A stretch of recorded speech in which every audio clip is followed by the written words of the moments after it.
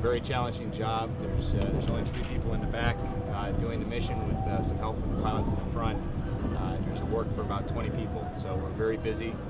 We took an individual that had brain cancer. He had a bleed, and we had to make sure he got to Washington, D.C., Andrews Air Force Base. And we flew through the night, and when we got him there, it was really rewarding. I've got about 7 years in the Army right now. I serve most of my time up in the 501st in Alaska. Okay? My primary job is 11 Charlie, which means I was a waterman. Alright? I got 1 tour of duty over in Afghanistan. So pretty much I'm here right now to show you guys what we go through overseas. It's about a 12 to 14-hour shift after it's flown for a couple hours, but it's all worth it when you get to watch it take off and know that that pilot has an effective aircraft to fly with and to do his missions and stateside train for wartime missions. From Norfolk, Virginia out to the Med or the Gulf, we take the vehicles and Marines, we bring them on board the ships, and then we transport them from the ships to the shore and give support for all their needs, and then we backload the Marines back to the ship. My favorite thing about flying the aircraft is probably being up at, 50,000 feet and Mach 1.5 and having the comfort of knowing that I see everybody and I know where everybody is and nobody sees me.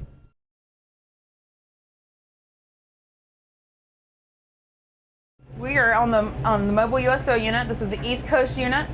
This is meant to be a center on wheels. The mobile USO contains many of the same perks you find in a USO center in an airport or on a military base.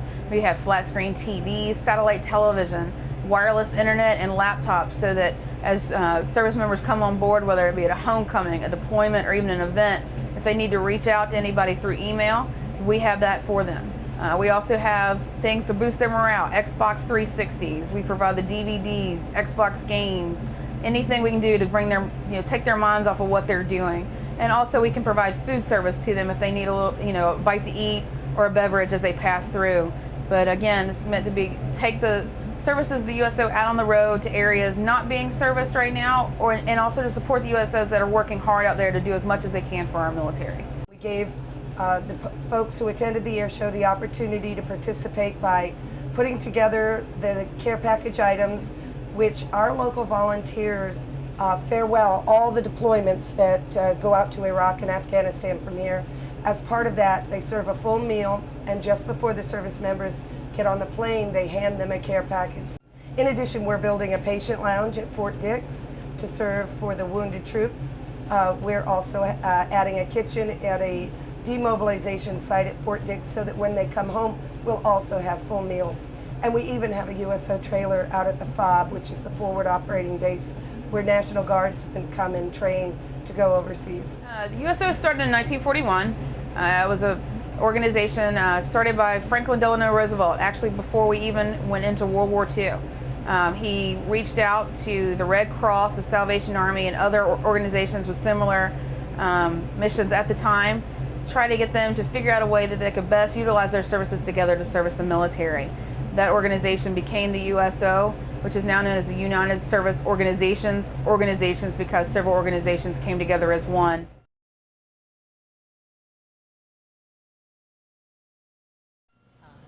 My name's Second Lieutenant Gerald Wolford. I was involved in a 4.5-hour gunfight during the initial invasion on the Euphrates River. My section was tasked with securing a route and securing bridges over the Euphrates River for a battalion river crossing. During the engagement, my vehicle was struck with 3 RPGs. Of my 8 men, 6 of them received Purple Hearts. I had 4 men who received Bronze Stars for Valor, 2 men who received Arcoms for Valor, and I received a Silver Star. Tommy Rieman was a teenager pumping gas in Independence, Kentucky when he enlisted in the United States Army. In December 2003, he was on a reconnaissance mission in Iraq, and his team came under heavy enemy fire. For his exceptional courage, Sgt Rieman was awarded the Silver Star. He has earned the respect and the gratitude of our entire country. Back at December 3rd, 2003, I was in a 3-vehicle convoy just 15 kilometers south of Baghdad, where we were hit with 3 RPGs, 3 IEDs, and a hail of small-arm gunfire. I used my body as a shield to protect my gunner. Me and my men continued to fight through, and I received a Silver Star and Purple Heart for those actions. Everybody in here knows somebody that wears this uniform or want to like it, and because of people like you, we're very proud to wear it.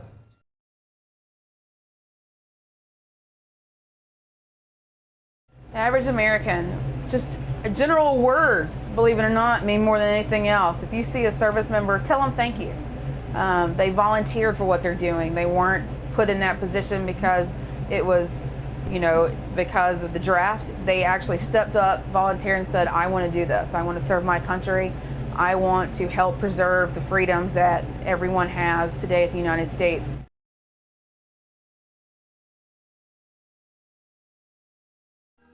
America, sweet America,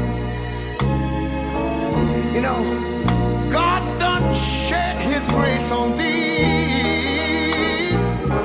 He crowned thy good. Yes, he did.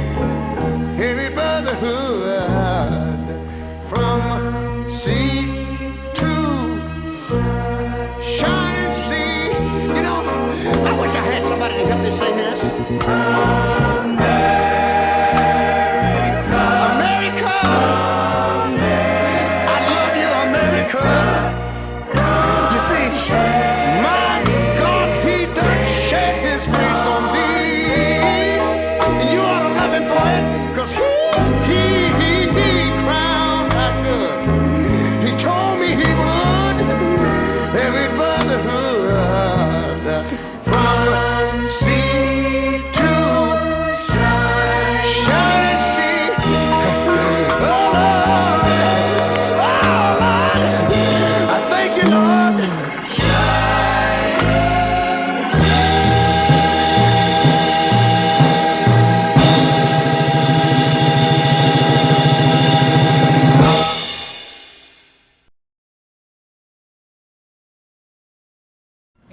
It's all about your soldiers. It's all about your men.